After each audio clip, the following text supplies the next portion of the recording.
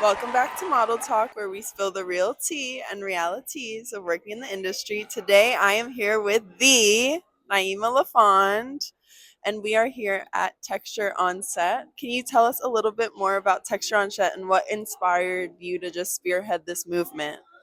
Absolutely. So Texture on Set was inspired by you, models like you, that were struggling backstage, that are struggling backstage with their hair being mishandled, their hair being mishandled on set. That's something that really drove me to hearing all of these testimonies from models saying that, there's no one backstage or at a photo shoot that can handle their hair. So it's really important that we create the equity there for that, for the reason that it's an experience that you should be having just as good as all other models, right? If models with straighter, looser hair textures can roll out of bed and come to set and have an amazing experience, you should be able to do the same as well. You shouldn't be prepping your hair at home or walking in hoping that you see someone that looks like you that can handle your hair. You should be able to just have that experience. You should expect that your hair is being taken care of. Oftentimes, the hairstylist you have just created such a safe space for me and other girls like me on set, and I wanted to know if there was any advice you'd give newer models navigating textured hair on set. I think, as we know, it can be trickier for new models because you're thinking, you're on set, it's one of your first few jobs, you don't want to ruffle any feathers. But I think it's important to still advocate yourself with the hairstylist and make sure that you see products that are for you.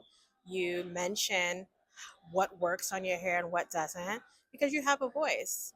Yes, we look at models as a canvas for all the fashion and beauty, but also you're a human being and you have a voice and you can say, this works on my hair or this doesn't, or I think you need to use some heat protectant, just those little things. It doesn't have to be a huge announcement, but just, hey, can we put some heat protection on that before we get into it? So I think it's definitely important to advocate for yourself. Okay, that brings me to what is your essential product on set, especially for textured hair, that you can't go without?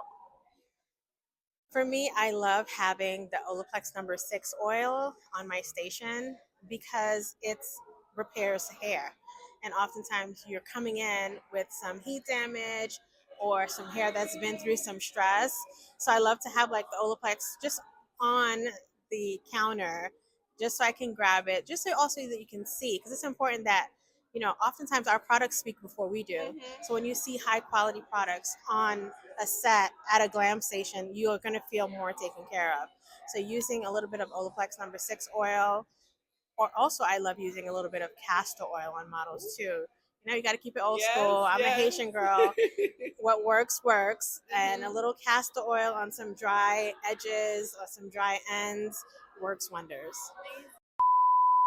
And lastly, I'd love to know what advice you would give new hairstylists when navigating textured hair. The advice that I would give to new hairstylists navigating textured hair is to seek education.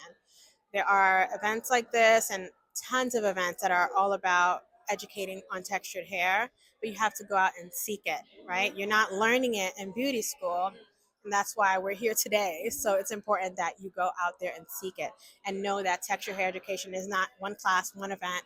It's ongoing. Just as you continue to go to classes for all other aspects of hairstyling, textured hair should be one of the things that you also prioritize. And there you have it. The movement continues. Thank you so much, Naima.